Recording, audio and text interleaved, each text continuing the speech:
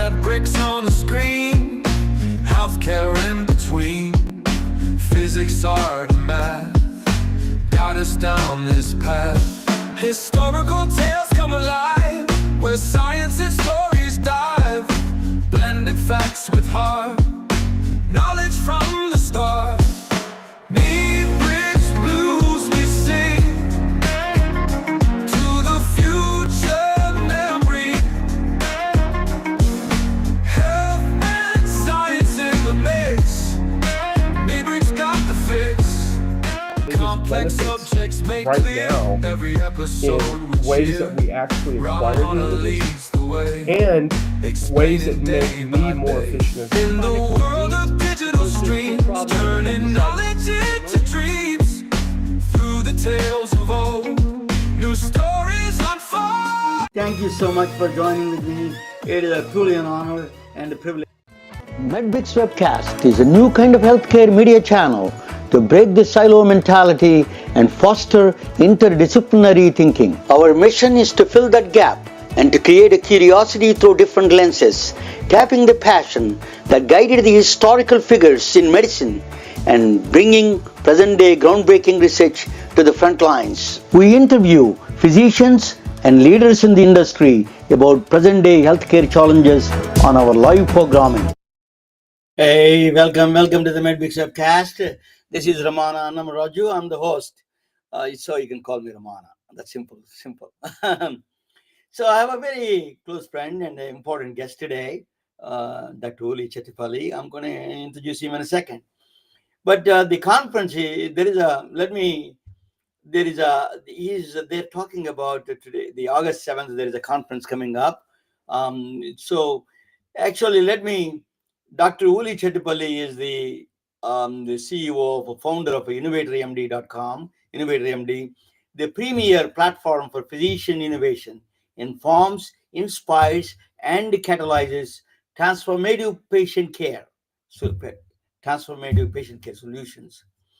It fosters a vibrant community of physician innovators and startups through impactful events, classes, and meetups. That is simple.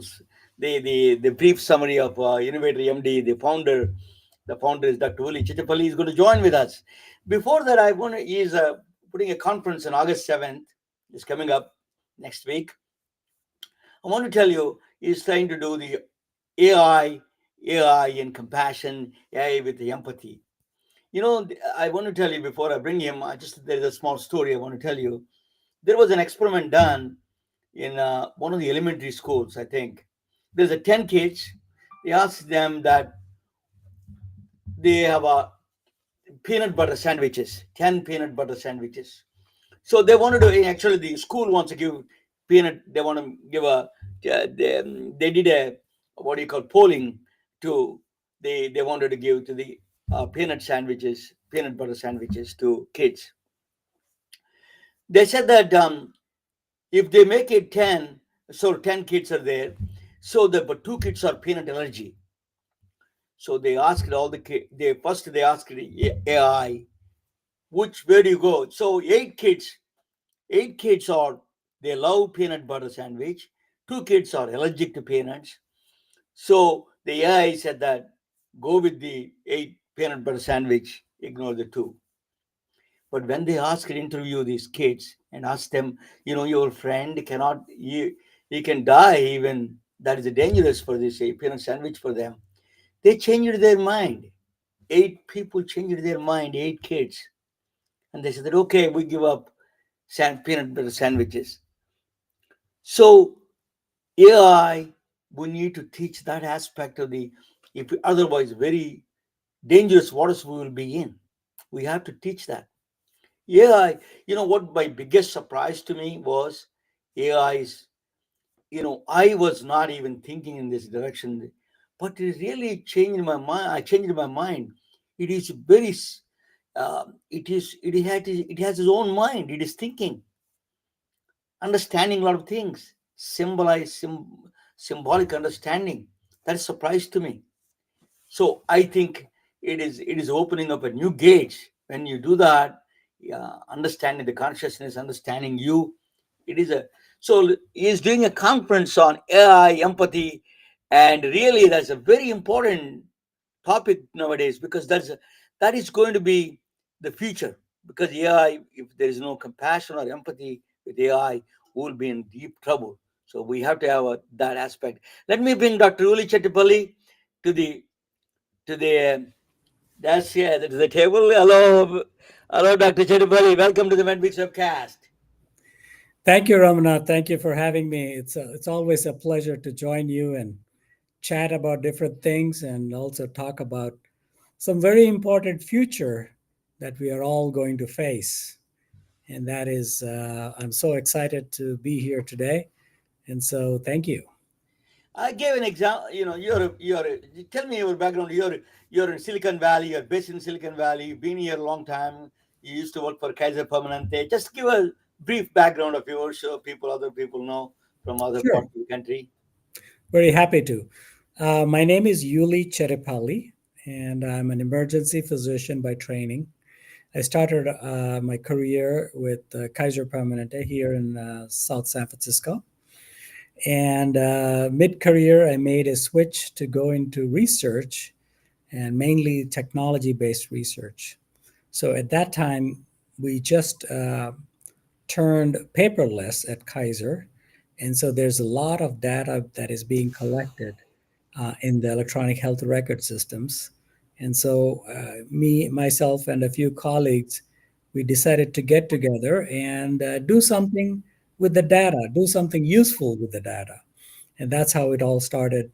I was the chief, technology officer for that group, and we developed this platform that takes data from the electronic health records, analyzes it, and provides decision support to physicians. So that was my first foray into technology. And as I was going deeper and deeper into analytics, data science, and eventually looking at I thought this must be amazing when we have access to this kind of technology. So I wrote a book in 2018, 2019 called Punish the Machine: The Promise of AI in Healthcare. And that was before all the hype about AI started. It was probably the first book of its kind. And it's still available on Amazon, by the way. So the focus of that book is that right now, or at least at that time, we were putting a lot of pressure on physicians and nurses and all this frontline staff. But what if technology can come alongside of physicians and help them make better decisions, help them make the right choices, help them decide on what needs to be done next for a patient? And so that's where my journey started. And I took early retirement from that job and started InnovatorMD. That's the premier organization right now, That and is it's the largest physician innovation organization in the country. a lot of work you did. You're one of the first pioneers in this area. Let me ask you a question, Dr. Chettipally. Are you surprised about the AI's abilities? Is it off guard? Caught the healthcare industry was caught off guard. So I'm not surprised. What I'm surprised about is that the interest that is being shown and how fast that interest has grown. That is fascinating to me. Because if you look at medical science in general, healthcare is it's very cautious about new technology, new medicines. They're very careful about testing it and making sure that it is safe for human consumption or for use in healthcare. AI, on the other hand, it suddenly took off, and people started experimenting and putting into use. So that's a little bit scary to me, mainly because things can go wrong very easily. But the potential is there. There is amazing potential. not necessarily in changing the workflow, getting appointments. All those things are easy and simple. Those are that those can be commodified. Mundane tasks. Yeah. But where it is effective is in bringing new science to healthcare. For example, how do you figure out which drug will be useful in which condition? Um, how will you know which test is useful? How will you know what would be the right path for a specific patient? And those are very complicated medical science questions where AI has the potential to change medical science. That's where I see the most benefit for AI. The one of the things that you're doing, so the AI empathy and compassion conference, I'll come back to that in a minute, but that what it means by that is that you're thinking that AI has some kind of a feelings, like a sentient feelings, which is that love and compassion, jealousy, and all those things are is expressing some of those things. And my understanding is recently it showed a jealousy, and so it is a very new kind of a you're dealing with the new kind of a personality here, new kind of new kind of field that we never get used to. We don't know this kind of is the first time humanity is dealing with a different kind of intelligence. So how do you how what is that? The reason you started with the AI empathy and compassion, that means you're treating the AI something different than just a machine. That's true. That's true. What AI is doing is it is emulating a lot of those feelings and showing those feelings outwardly. But it's not truly human, right? There's a difference between human compassion and AI compassion, obviously. And so one of the It may not be challenges, obvious in the future, though, but yeah, okay. yeah, yeah. So what we are dealing with is, how do you teach AI that compassion? And also, there is a thing called wisdom, clinical wisdom. And how do you teach that? And so that's why you always say, there has to be a human in the loop. And the reason for that is that a human can show wisdom. Um, so you can talk about information, you can talk about knowledge, you can talk about experience, but if you put it all together, it ends up as wisdom, which is a very human characteristic. And so that's what we are going to talk about in the World Congress that is going to happen in August. Uh, it's going to be online, and it starts on August 7th, 8th, and 9th. So Yeah, I'm okay. excited about hosting this. So what that means is that, for example, empathy and showing compassion AI to show. I give an example of a peanut butter sandwich. You see that kids that changed their mind because two kids could not able to. They got a peanut allergy. Eight kids turned around and said, "No, we give up the peanut sandwich. We Yeah. will not use that." So that kind of a teaching AI needs that kind. If simply statistical mechanism is not going to work, so we need to teach this. You're in the right time, right place. You're doing that. Yeah, there's a time to teach AI empathy and compassion. Uh, Yeah. so what are the mechanistic process there to teach? Do you know some idea about that? What? How do you teach that to the AI, the empathy and compassion? Well, the first let's talk about the strengths of AI. Okay, Yeah. what are the benefits? And one of the biggest benefits is that being able to consume a large amount of data and trying to filter out and use the most important pieces of that data to be able to get to a good outcome, right? And as you know, the medical science is growing by leaps and bounds, and there's no way a human being can keep up with all the knowledge that is being collected and understand the deeper systems of knowledge. And so That's where AI is most useful.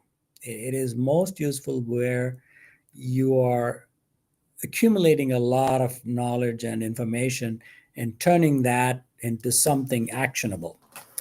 But that's where the AI is the most best used, or the strongest tool for that use. But when it comes to empathy, compassion, and clinical wisdom, that's where humans are good at it. Now, if you do a test, of course, AI will do better because it has so much more knowledge. But when it comes to using that wisdom in a wise way, that humans do excel. And it's hard to measure that. It's hard to measure that. Just because you get all the right answers doesn't mean that taking a test, a multiple choice test, is very different from actually dealing with other human beings in person, right?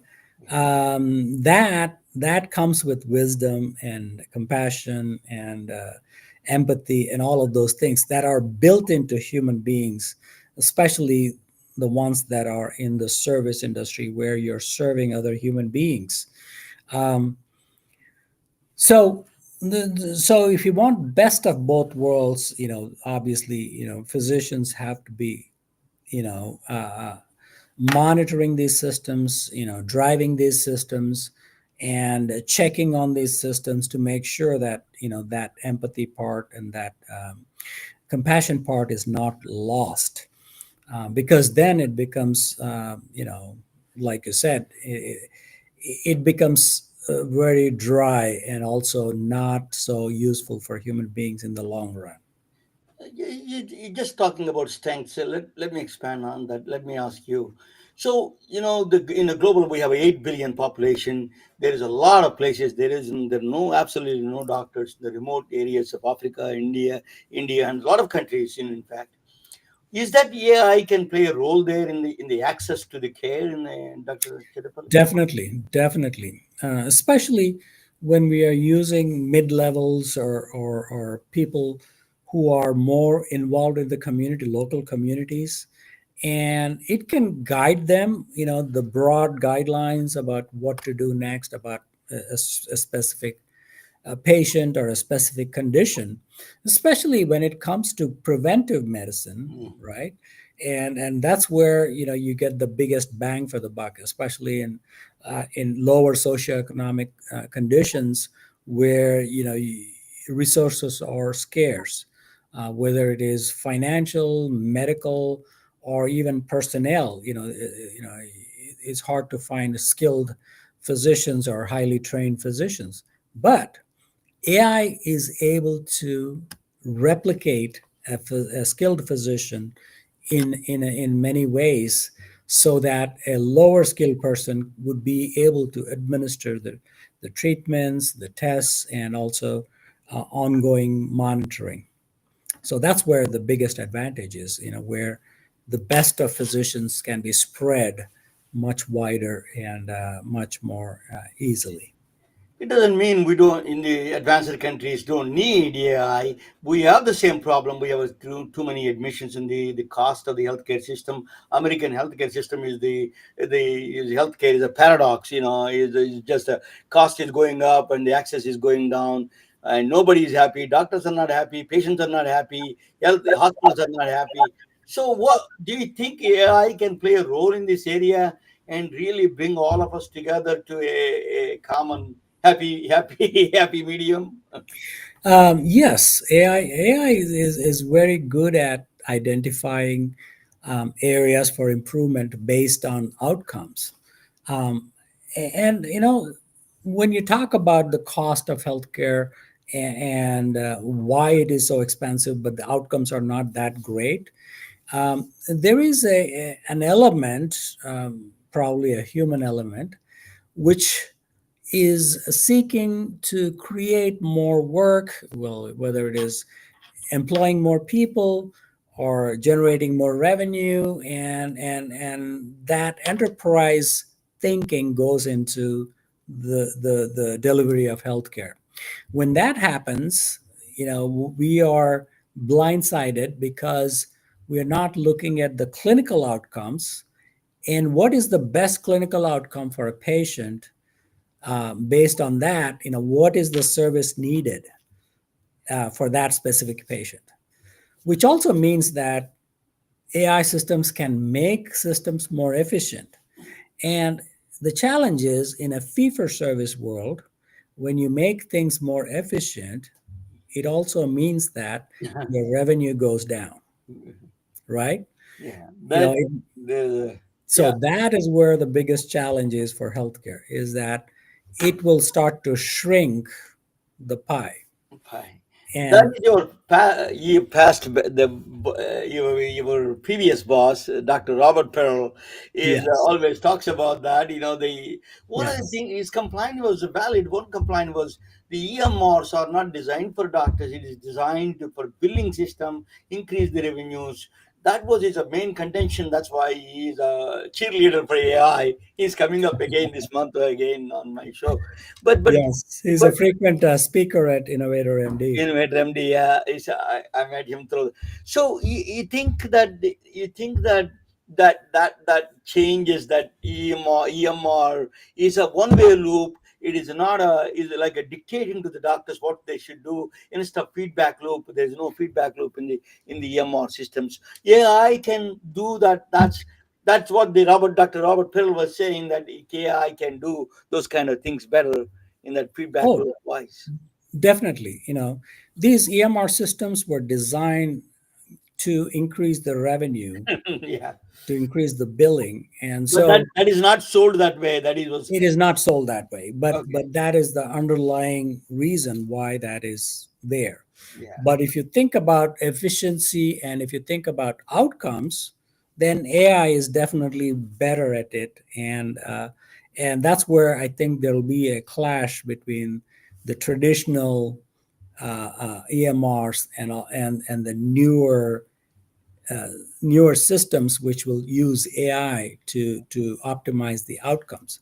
And I'll give you a good example. For example, we talk about annual visits to the doctor. You should get every year. You should get a checkup. Now, who decides why 1 year is the right number?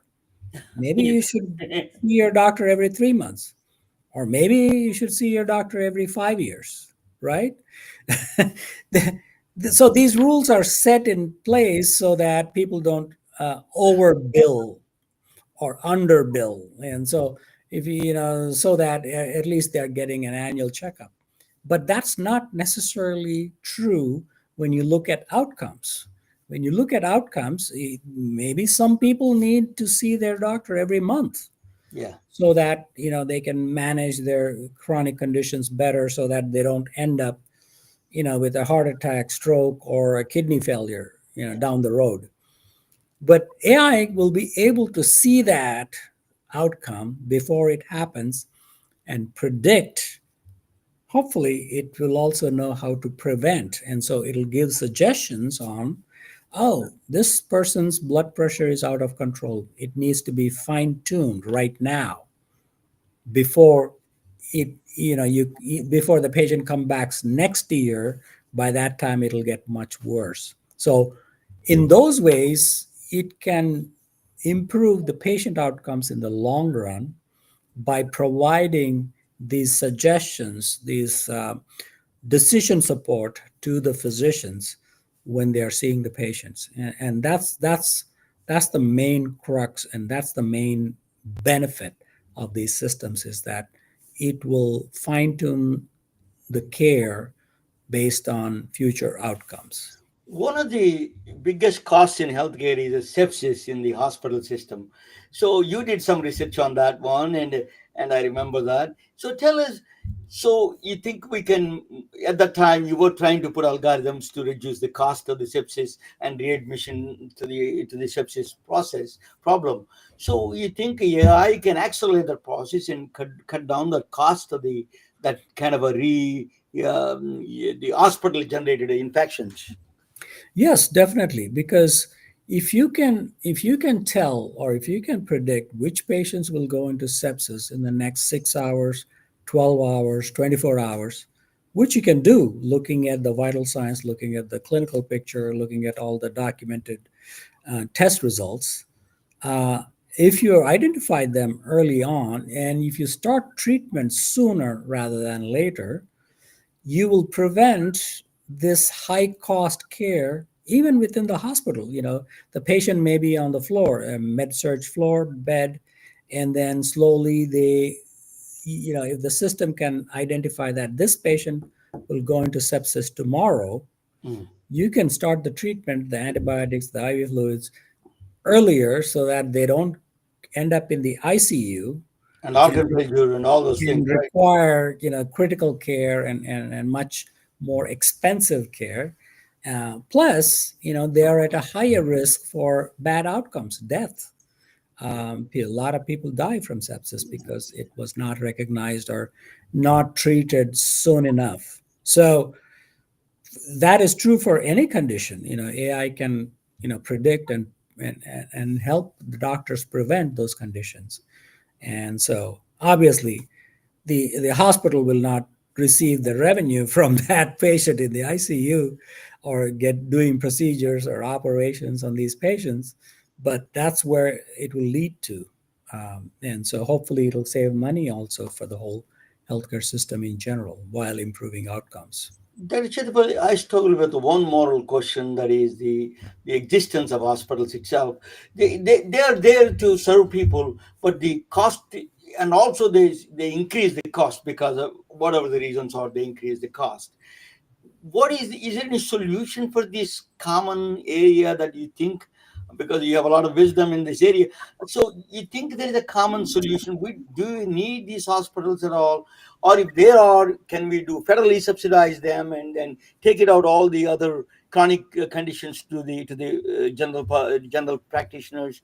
So tell us a little bit about that moral question and philosophical question to the, and then probably technical question to the country. Yeah. Yeah. So, I mean, if you look at the last century, before antibiotics, before penicillin, or before these new discoveries were made, people used to think that, okay, when you become ill because you have bad luck, or maybe the gods are angry at you, Yeah. so or there is some evil power that is making you sick, right? And so there's not much you can do other than pray. And as time went on, new discoveries started happening, especially in the last century. Antibiotics, procedures, new technologies started entering into medical field, which is great because they were able to identify, patients who are really, really sick, and they were able to recover some of them, getting them out of the illness and getting them back to normal life. But then, as technology changes, we know now we know what actually causes these illnesses, Yeah.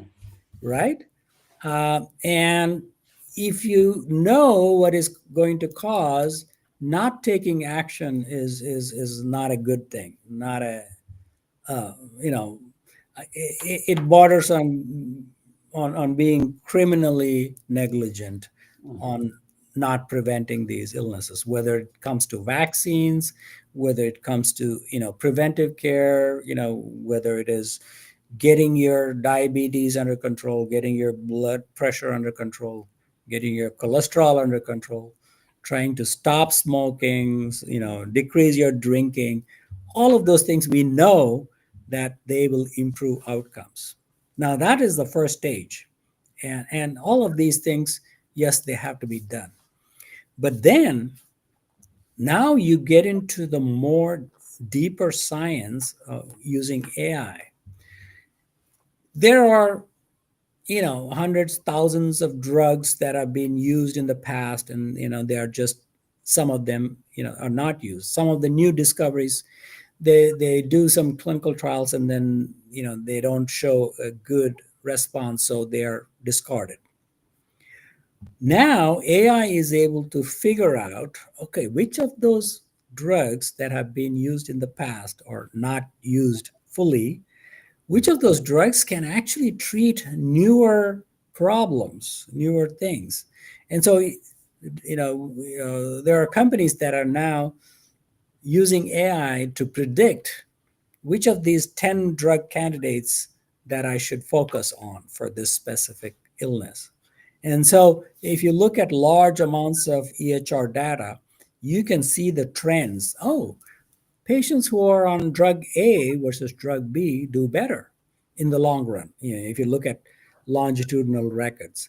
And so that way we can become much more smarter in preventing illnesses. And that is where I see the future. We will still need those services, whether it is hospital services, surgical services, emergency, ICU. We still need those.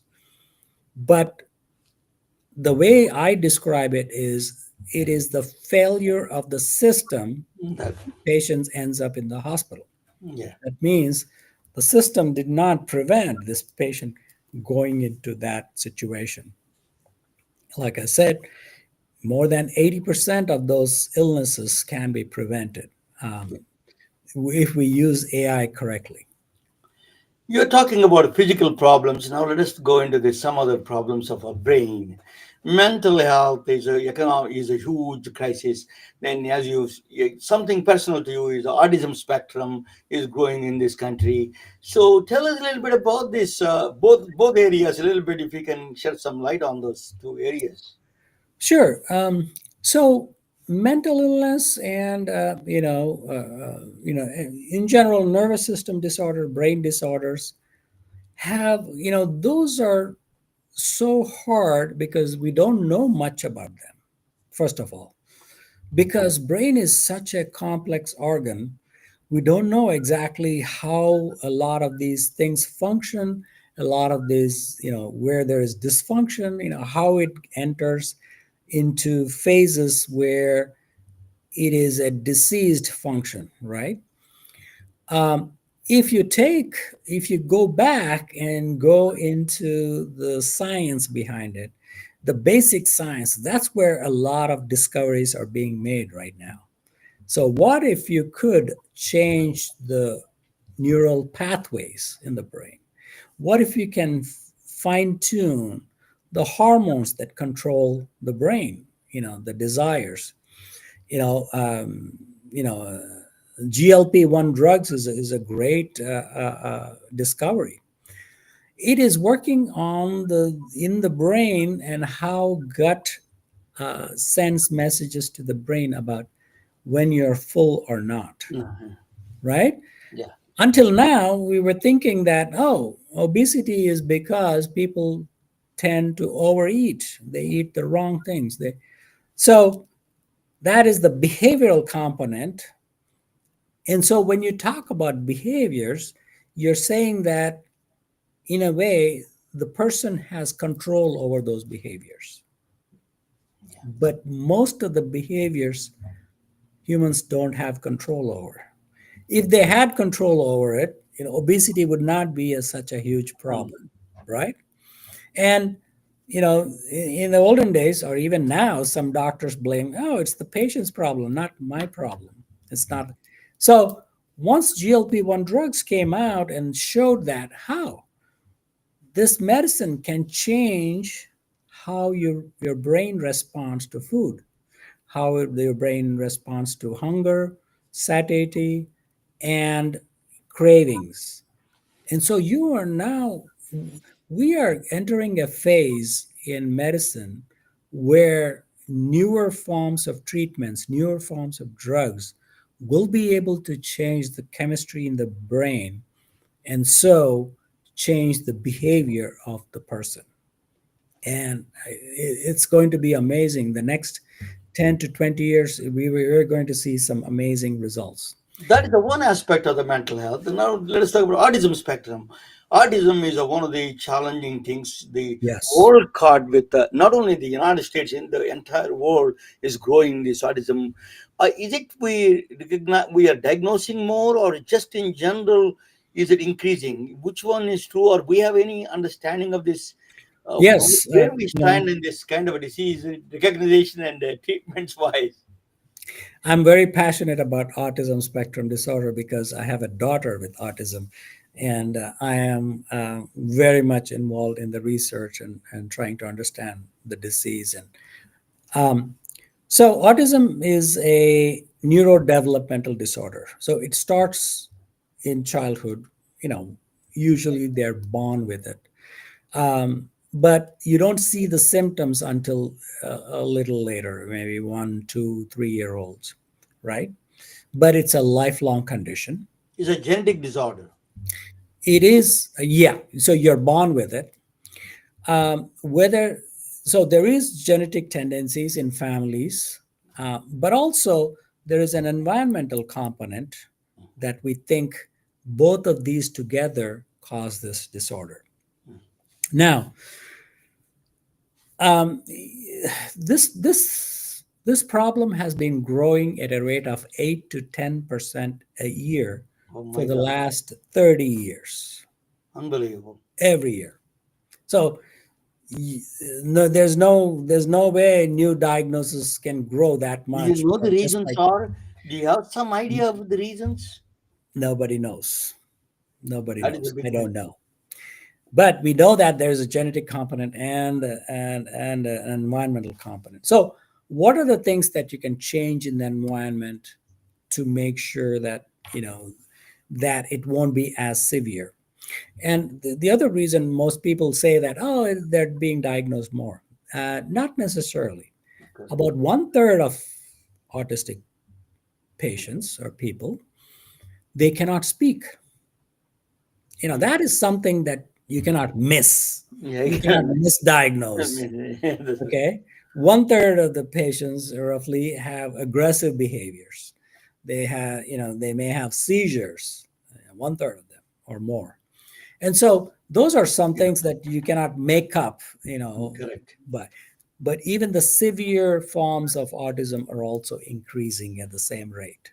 And so that is, if it was a change in diagnosis, what you would see is that you'll see a flat line and a change in diagnosis, it goes up and then stays flat after that.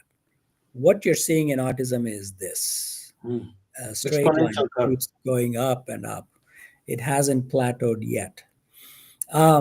So that proves that it's not increased diagnosis, because Do if you we have didn't. any tools to combat this, at least moderately address that process? Yeah, so behavior therapy again has been promoted and recognized as a treatment.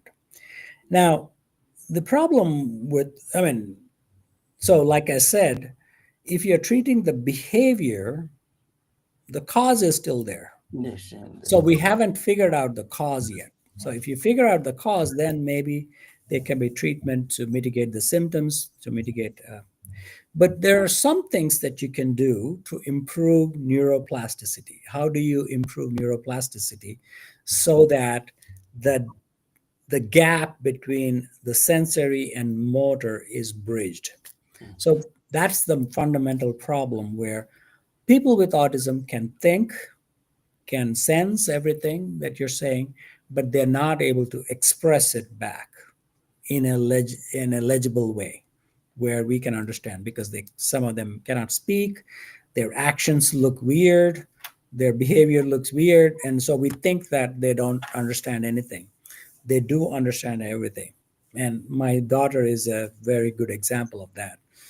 um, she's right now going to college. She cannot speak, but she's going to college. And, there are ways of extracting that information out of these people.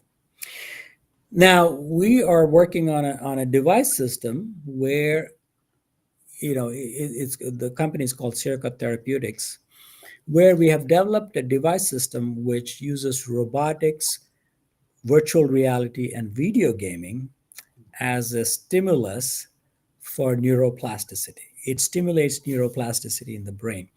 What we are doing is we take people into deeply immersive state and challenge them with motor and sensory stimulation. And so that improves neuroplasticity, and hopefully it'll decrease the symptoms of autism and improve, decrease anxiety, decrease aggressive behaviors, improve focus, and improve, speech and other things. And that's our hypothesis. But right now, we are raising money to be able to bring that technology to the San Francisco Bay Area so that we can start doing some clinical studies on patients. The initial studies look great and patients loved it. And we know that it works in other areas like stroke and other neurological problems. Studies. Virtual reality VR tools are very powerful in combating. I think that we are still trying to understand the VR effect on the brain itself. I think that's you're in the innovative path of that. Definitely, you're doing that. So the increasing that. Now, let me ask you about the conference that you're doing. Let us see who is coming. The August 7th is the conference starting, right? So the Yeah, August 7th, and it's a 3-day conference. start on Thursday, right? I mean, Thursday, Yeah, August 7th, Thursday, Friday, Saturday. Thursday, Friday, Saturday. So, who are the speakers? A little bit. Give us a little bit. This is what is the focus on this conference? That So the main focus is how, AI, how can we lead AI?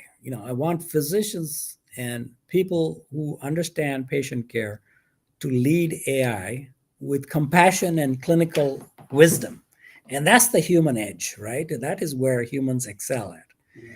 And we want to use AI. We know that it is very powerful and very useful, but how do we lead with compassion and clinical wisdom? And so we are getting some top-notch speakers, and usually I pick some of the best people around. For example, You, yeah, Michael Burgess. yeah. He's a former United States congressman. He's a Yeah. physician, I didn't know but that. Okay. yeah, He's he's a a physician. physician. Okay. Yeah. Yeah, he's a congressman. He retired, but he introduced a lot of bills, and he can understand at a national level Mm.